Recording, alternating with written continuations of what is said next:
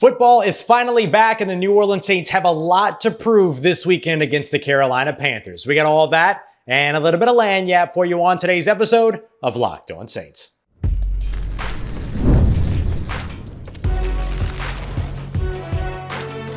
You are Locked On NFL Crossover, part of the Locked On Podcast Network. Your team every day.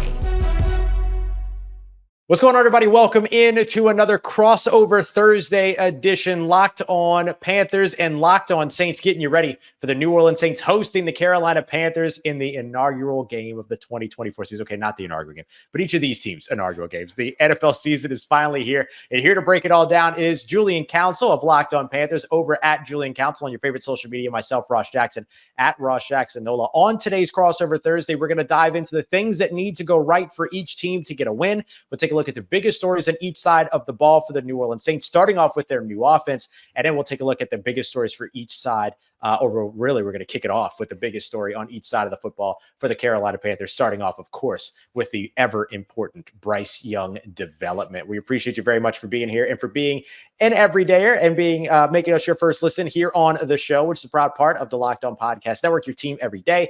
Today's crossover Thursday brought to you by friends over at Prize Picks. Go to prizepicks.com/LockedOnNFL and use code in all lowercase LockedOnNFL to win $50 instantly when you play $5. So, Julian, we've waited long enough. These two teams met back in December. Most recently, they met earlier on in the season last year. They're opening up the season against one another. When the Carolina Panthers offense is on the field, what's the biggest story you're paying attention to?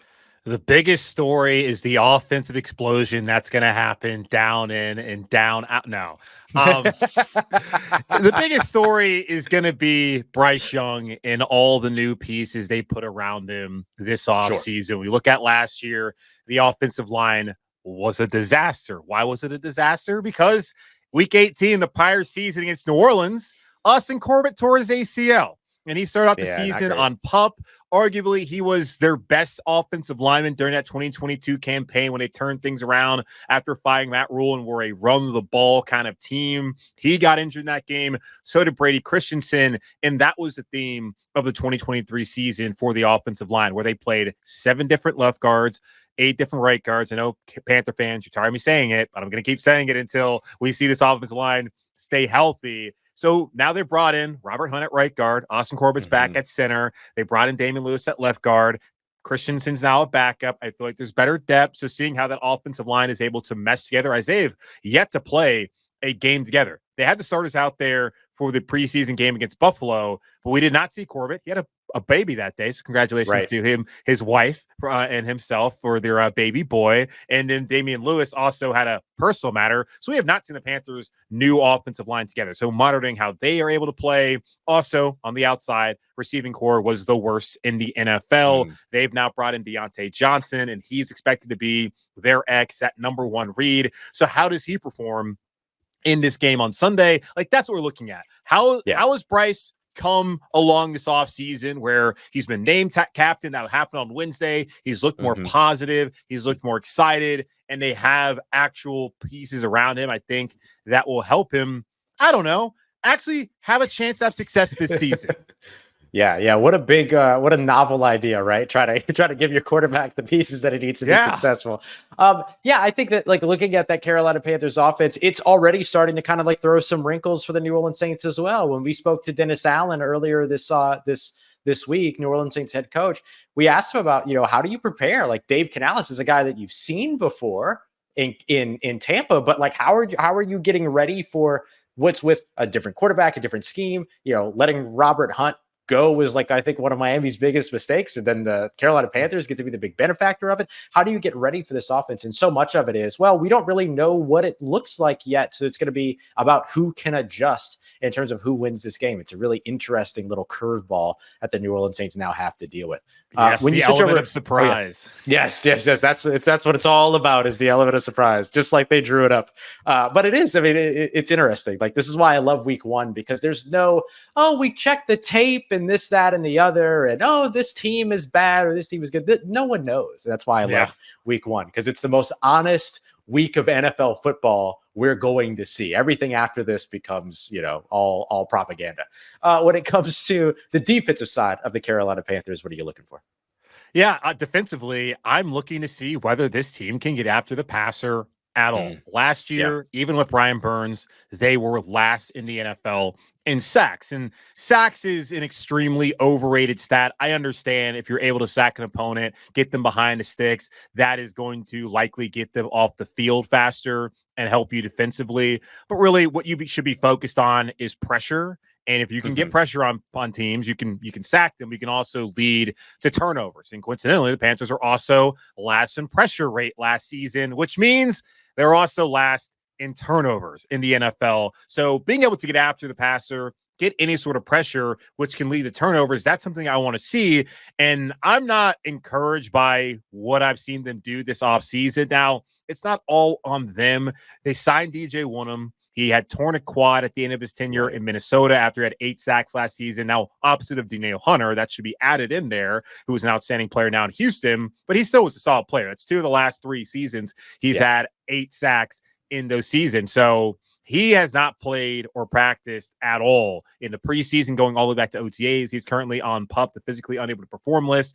And there's really no timeline of when he's going to be available. When he was signed before the Panthers went out there and signed Clowney. And they also, Chase Young, that was the guy they brought in for a visit, who's, of course, down there in New Orleans. They settled on Clowney, who's from the area, growing up in Rock Hill, right across the border here from Charlotte in South Carolina, having played at University of South Carolina.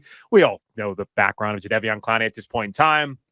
He's now supposed to be the top edge rusher. We have not seen him really outside of the training camp, and I'm expecting that he'll be really good against the run for them. I don't have high hopes that he's going to have 9.5 sacks again this season. They certainly need him to, but it's the guys opposite of him. DJ Johnson, they drafted him last year out of Oregon. He was a tight end who turned into an edge rusher, 25-year-old rookie project, grand total of 0 sacks last season. Of course, I said sacks are overrated, but he didn't get any pressure either, which is a problem. Finally recorded a sack in the preseason finale at Buffalo, so that's nice to see as they head into the season. They cut Caleb on Chase on an LSU Tiger. Yeah, I was a little surprised by that.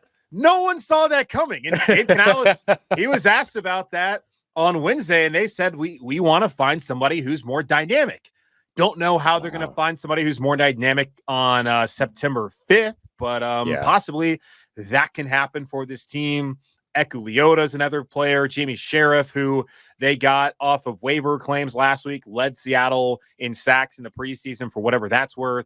That's really what I'm looking at defensively. Like, fans are happy to get rid of Brian Burns because they didn't want to pay him $30 million a year, even though it's not their money and he's a player in his prime.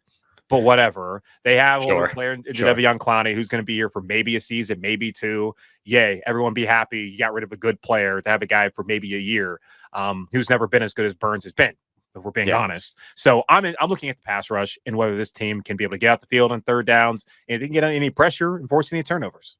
Yeah, super interesting there because while Carolina's trying to figure out what they're getting in their pass rush, the New Orleans Saints trying to figure out what they have in their offensive line. So pretty good opportunity for both of these units from a prove it standpoint. Could also mean some false, results by the time that you get there, depending upon, hey, does the offensive line look good because the defensive line is struggling or vice versa? We'll have to play that game at a later time. However.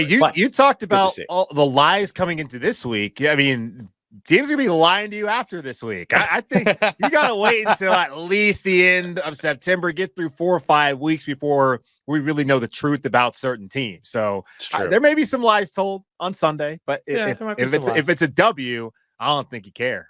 Yeah. You'll take a W in that situation, no matter what. Coming up next, we're going to take a look at the New Orleans Saints side of things. Biggest story on the offensive side, of course, being the offense itself. What the heck does that mean? We'll define it here as we continue on with this crossover Thursday edition, Locked On Panthers and Locked On Saints here on the Locked On Podcast Network, your team every day.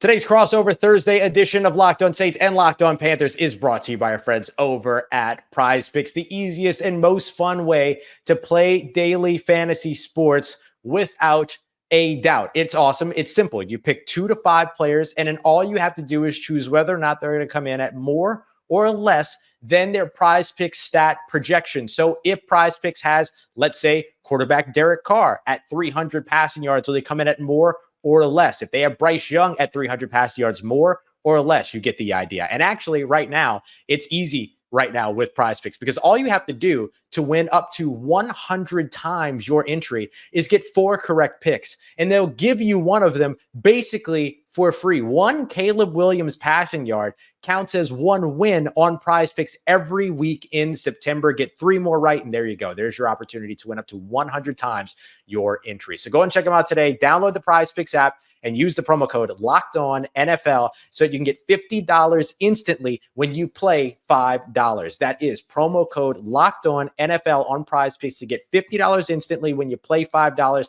And look, you don't even need to win to receive that $50 bonus. It's guaranteed. Prize Picks, run your game.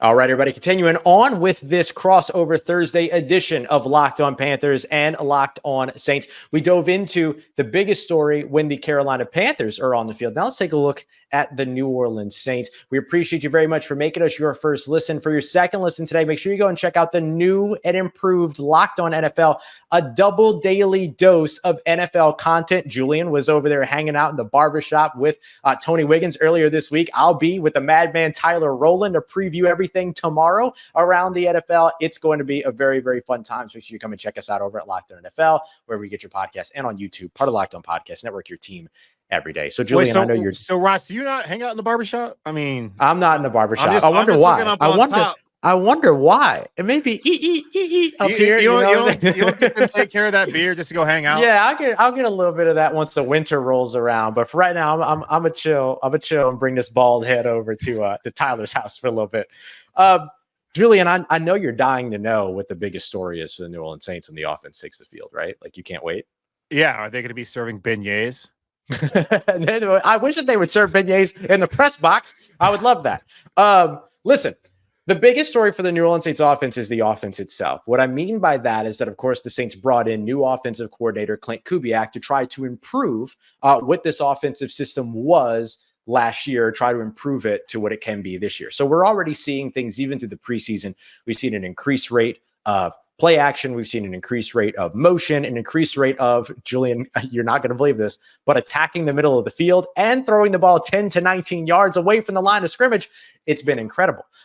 So, wow. So it's been really, really cool to see all of that in the preseason. How much of that, though, from their vanilla offense, their vanilla version of their offense in the preseason is going to effectively translate here to the regular season. And do the New Orleans Saints get this new offensive system under their belt? Julian, you and I were a part of the division preview for the NFC South, and that was one of the big things that I mentioned as my concern, along with the offensive line, is how quickly or not quickly the Saints actually get their offense under their feet in rhythm, and how quickly they can get comfortable with it. And so for me, this game against the Carolina Panthers at least gives them an opportunity to earn some momentum early in the year before they travel to take on the Dallas Cowboys, or if they host the Philadelphia Eagles, before they eventually travel to take on the Kansas City Chiefs. Not a great lineup in the top 5 games for the New Orleans Saints, 2 division opponents plus those guys. This is a real kind of prove it opportunity to see, can you get this offense rolling sooner rather than later? The Kubiak hire is interesting. Like, he's been around the block a couple of times now. And of course, his dad, Gary Kubiak, who won the Super Bowl when he was Denver Broncos head coach against these Carolina Panthers back when they were happier times here in Charlotte. And he hasn't necessarily gone on to have the kind of play calling success Mike Shanahan's son, Kyle Shanahan, has had, and some of the other younger sons of some former great coaches in the NFL. So because he was okay in Minnesota. I think he spent a little bit of time back in Houston as well. So we'll see, because I'm curious to see how that looks. And I'm also curious, like Alvin Kamara, it feels like the last couple of years, he's had more off the field headlines than it seems like he's had on the field. So like, where are things at with him? And as far as how he's going to factor in his offense, as it feels like there's been some changing parts. Like, I love Chris Olave and what he's been able to do so far. Like, where's Kamara kind of fit into all this right now? Yeah, I mean, he has to be a huge focal point for this New Orleans Saints offense, right? I mean, he has to be going into this. I mean, the idea here of what Klint Kubiak is bringing, which is different than what he did in Minnesota. And this is one of the things that he benefited from by going and teaming up with the son of Mike Shanahan, Kyle Shanahan, last year over in San Francisco, is that now he brings that wide zone offense over to New Orleans, right? So the Saints really wanted to kind of get into that. They like the Kubiak offense, but they also really like the Kyle Shanahan offense, which Gary Kubiak, of course, historically had a huge hand in during his time working with Mike Shanahan over in Denver. And so I think that that's the thing that the Saints are hoping to capitalize on. So that puts a huge emphasis on Alvin Kamara, who at least up until the point where we recorded this has not gotten a contract extension yet, but that doesn't mean that he's not going to play in 2024. He's been very clear. He's playing whether he's got the contract extension or not. He just wants the contract extension. And so he feels that not playing won't help him get that contract extension, which is pretty sound logic, if you ask me. And so I don't think tell Le'Veon Bell. I know, right? It's such a different approach than what we're used to players taking. He's like, well, if I'm not on the field, I'm not getting paid. So what am I doing? So I think he has to be a big focal point in this offense because they want to establish everything through the run game. And I will say this too, they did a really good job, at least throughout training camp when we were out in California watching their training camp, utilizing him a little bit more in the passing game, which has also kind of gone by the wayside in the most recent season. So I think that's got to be the big thing for Alvin Kamara and his involvement. So I would expect a pretty big workload for him against Carolina. You bring up the fact that they had training camp out in California. I mean, I know the Cowboys been doing it for a while, but Saints, I feel because they've gone to the Greenbrier up in West Virginia a couple of times, right? Yeah, they're not doing that no more. They went out to California. It seems kind of soft though, no? Like you can't. You can't have like the Panthers. It wasn't that. It wasn't that. They were renovating the facility, Julian. Sure, there was a real reason. They were renovating the whole thing. There's still a big hole in it. I saw it today. Y'all can't just drive down to like Nacogdoches or Lake Charles, go hang out at McKee State or at somewhere else. Nichols. You could have done it at Ullman. They practiced at Ullman. Yeah, they did it one day. They did it one day. You can't go do that. Come on now. Like, I know you're playing a dome, but real men are made outside in the summer heat in the South. Come on now. Hey, they take that heat on every year. They'll be right back in it next year. Don't worry. I'm curious to see how it impacts their conditioning, though, because usually they're pretty good. Like fourth quarter, week 14, they're typically not tired because they've typically been practicing in 100% humidity and steaming hot weather and all this stuff. I'm curious, doing the California thing, did they soften up a little bit? I guess we'll find out. Don't get tired in that human ass dome on Sunday. On the defensive side, I think the biggest thing that I'm watching for New Orleans when it comes to the biggest story there is really just their ability to handle Bryce Young. Can they finish plays at the quarterback, which is something that they've struggled to do, and can they maintain a quarterback that can get loose, that can get mobile, that can move around and all these other things? They've struggled against that in the past. They're going to get a very early, quick, fast kind of test of that going into this year. So how much does Chase Young help you out there, if at all? How much have you grown there if you're Carl Granderson or some of the other younger edge rushers for the New Orleans Saints? I think that's the big thing and big story for me over on the defensive side. Yeah, it feels like they're kind of like the offensive line. There's been a lot of changes, and it looks like on that side of the ball too, as far as the edge rushers are. Like in this, I'm looking at the secondary because that's considered to be a strength still, right, for New Orleans big time. Heading into this season. Yeah, because I look at what they're potentially going to do against Carolina, because I do still have questions out wide about guys like Adam Thielen entering to age 34 season. I know I've said it a lot to Panther fans, but it's football, man. Like it wears on you, and I don't expect him to have another 1,000-yard receiving season. I'm just kind of curious to see how he's able to get open this year, especially going up against that secondary early on, and then being able to put some pressure. You talk about trying to stop Bryce Young. How much pressure can they put on him as far as what will those windows look like? And they're always going to be smaller in the NFL, but going up against the Saints secondary, how small this window is going to be, and how much time will we have? Like Ike Ekwonu really struggled last season, I think, in large part because he had 7 different guys next to him at left guard. Yeah, sure. How is he able to bounce back in week 1? Like those are things I'm looking at. And so I think it's a good test for this team to get some answers, even if maybe there'll be some lies told on Sunday to get some answers against this New Orleans Saints defense. Yeah, I think the Saints will be looking for some answers themselves as well. I think these two teams are going to be good tests for one another. Coming up next, we're going to dive into what each team needs to do in order to get a win. And for the Carolina Panthers, it comes down to the basics. We have that coming up for you next as we continue on with this crossover Thursday. Julian Council of Locked On Panthers, myself, Ross Jackson of Locked On Saints here on the Locked On Podcast Network, your team every day. Lots of job changes for both of these New Orleans Saints and Carolina Panthers team, and that's one of the reasons why we love our friends over at LinkedIn. Today's episode brought to you by our friends over at LinkedIn Jobs. Where you might be looking for a job change yourself, or you're looking to be able to provide somebody with an opportunity of a job change. Well, LinkedIn Jobs is a place to be, especially if you're a small business. Over 2.5 million small businesses are already using LinkedIn. Why? Because 70% of LinkedIn users don't even visit other job sites. So it's simple. If you're not looking at LinkedIn, you're looking in the wrong place. 86% of small businesses end up getting qualified candidates to respond to their job postings within 24 hours. You can hire professionals like a professional on LinkedIn.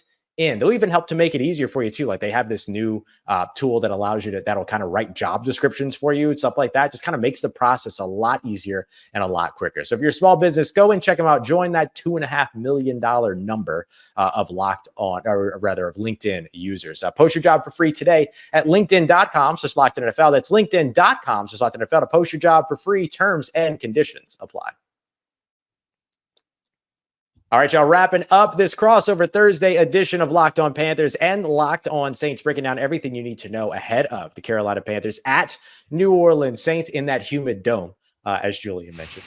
We're going to be diving in throughout all that. Make sure you come back on our Friday episodes as well, as we're take a deep dive, one more deep dive ahead of the game over on Locked On Panthers as well as Locked On Saints, so you can continue to keep up with everything going on with your teams before they kick off their 2024 season. I love the way that you said it the other day, Julian, on your show. You said when toe meets leather. I think I've said that probably 6 or 7 times after you said that.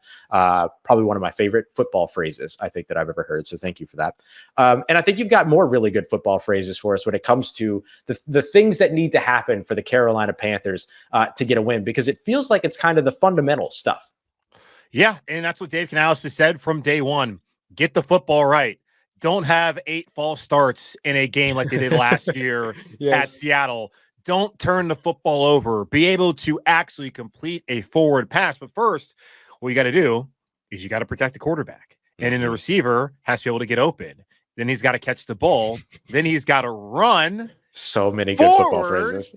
And be able to get yardage. Like, those are the simple, fundamental things. And I asked my listeners this on Twitter at Julian Council. There's your shameless plug. If you call it X, I guess you can follow me there too, but it's the same thing. Put in twitter.com, what pops up, Twitter. But I asked people, like, what are your realistic expectations for the Panthers this year? Most people were saying about like 6-7 wins. And then the common theme I heard was competence. Be competent. That's their expectation. So what I need to see from the Panthers for them to win on Sunday is be competent. What does that look like? Being able to stay on schedule on offense. I don't like the idea of this passing offense being in 3rd and long. I still need to see a lot out of Bryce Young, out of the offensive line's ability to protect, as again, we have not seen them together in this kind of setting yet. And I still got to see the receivers. I think Deontay Johnson can be good for them this season, but it's been a couple years. I think because of Kenny Pickett not being good, Mr. Trubisky not being good, Mason Rudolph being a little bit better last year, but still not being good. That's probably been a big reason why Deontay Johnson was upset in Pittsburgh and is now here in Carolina. And I think he's a better player when he's shown the last couple of years. So I still have a lot of questions about the pass game overall. So stay on schedule by being able to run the football, which is what Canales wants to do. He says they want to be stubborn about running the ball. That's what they have to do. And like defensively, they got to stop the run. Last year, first 6 games, gave up 130 yards plus each time. And Kamara's the kind of back who can burn them by in that run game. They were 31st against the run according to EPA last year, and that has to improve. I think with Clowney coming in, replacing Burns, who was low-key bad at setting the edge, that helps him. Having Shaq Thompson back, who broke his leg in this game on Monday night last year, that helps. Josie Jewell as well, who already understands the scheme from his one season spent with the Panthers coordinator Rogero Rivero out in Denver a couple of years ago. Ashawn Robinson, better than Deshaun Williams. They should be able to, that's what they got to do, stop the run. And then find a way to get off the field, man, on 3rd down. I have concerns about the pass rush. I don't have concern about J.C. Horn when he plays. He's got to play. But there's still questions at the other corner spot. As Dane Jackson, there was going to be questions about him anyways, but he's on injury reserve for the first 4 weeks with a hamstring. So they traded for Mike Jackson from Seattle right before cut down day. He's been more of a rotational player. He's been better in that spot than as a starter. They brought in a bunch of dudes off the waiver wire who I have personally never heard of, who are maybe have to play on Sunday. So let's see what's opposite of JC and if they can get off the field, because that was a big problem they've had in years past with him not being healthy and just the overall talent level at that corner spot. Yeah, that's big, especially with the matchup here. Let me ask one thing. You talked about like competence. You talked about the run game. in my opinion, you can tell me if I'm wrong here, but in my opinion, one of the competent things that Carolina can do is turn their run game over to Chuba Hubbard. Is that the plan? Yeah, the plan is to. This is what I always tell people when it comes to running backs: you pay them federal minimum wage, no overtime, no holiday pay, none of that. You use them, abuse them, then lose them. Chuba Hubbard's in his last year of his rookie deal. The plan is to run him into the ground. Miles Sanders, he has an out in his contract after this season. The plan is to run him into the ground. Like Jonathan Brooks, I don't know when we're going to see him. The rookie running back out of Texas, who's currently on the non-football injury list after tearing his ACL last November at UT. I don't know if we're going to see him. I don't even know if we need to see him because the Panthers have a capable back in Chuba Hubbard who had 900 rushing yards last year and took the #1 job after Miles Sanders struggled to get out the gates, just like the entire team. But I think Chuba can be really good for them this year. So they're going to lean on that run game, want to run some play action, and really take some pressure off of Bryce. And Canales talked about all we need Bryce to do is play his 111. Now, you're going to need to do a little bit more than that to justify giving all that up, including DJ Moore last year. Right. But I understand what Dave is trying to say. Yeah, makes sense. Good. I think that run game leaning a little bit more on Chuba Hubbard, I think is a smart idea. Certainly, it looked like that towards the end of the season last year. And the last time that these two teams met back in December, I think December 10th, Chuba Hubbard and Miles Sanders combined for 161 rushing yards. Now, that didn't lead to points on the board for Carolina, but it was huge in terms of keeping things going. And maybe that's the difference this year, because the Saints, I think it helps me transition a little bit to things I think need to go right. One of the big things that they got to get right is defending the run. Number 22 in the NFL last year. They did not take the steps forward that they wanted to last year. They have to be able to get back there and stop the run. That's got to be number one. The other thing for me is actually using Taysom Hill. I mean, the dude has been one of the best playmakers on the team and has barely seen the dang field for them. There were games, Julian, where he would have he would contribute 3 touchdowns and everything, 3 scores, and then the next 2 games see the field for single digits in each game. There's just no reason for that. And so I think that's a big one for me. The best tweet I saw on Tuesday, or maybe it was Wednesday, was Catherine Terrell of ESPN.com, the Saints reporter, saying, "Breaking, Taysom Hill's back at tight end." This. Hey, they keep trying to make Taysom Hill happen. He's still in the league. He's gonna have 10 years. The guy's gonna get retirement from playing football. Good for him. But I love it, so man. Funny. And I'm so glad that they changed his position designation for the fantasy aspect of it. But the fact of the matter is that he's still going to take snaps at quarterback. He's still going to take snaps at tight end. He's still going to be a returner. He's still going to cover on special teams. And now he's taking snaps out of the backfield, Julian, as a fullback and as a tailback. So just give him everything, but just keep him on the field. I mean, just give him the opportunity to go out there and make plays. I think that's one of the things that has stabbed them in the back over and over again, is that they haven't made that commitment to one of their best playmakers.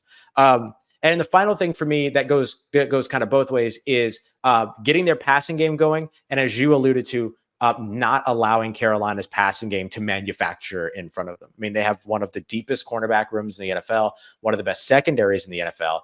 Jordan Howden, the young second-year safety, is listed as the starter next to Tyrann Mathieu. I still have my suspicions that it will actually be veteran and former Detroit Lion Will Harris lining up there. We'll see if I'm right or wrong on that. But I think that secondary has a lot of talent, and that Carolina receiving room at the very least is trying to figure out what talent it has. So the Saints can't let them figure that out in this game. Let them figure that out week 2. Don't let them figure it out week 1. And then for the other side of it is taking advantage of what is a still kind of shaky secondary for Carolina, I imagine, with Chris Olave, Rashid, Shaheed, getting Cedric Wilson involved, all that. And that's got to mean a good game from Derek Carr as well. So those are kind of the 3 big things for me: passing game and limiting, all that kind of stuff. There is one more factor that we need to discuss. It's the factor of a revenge game. Lonnie Johnson Jr.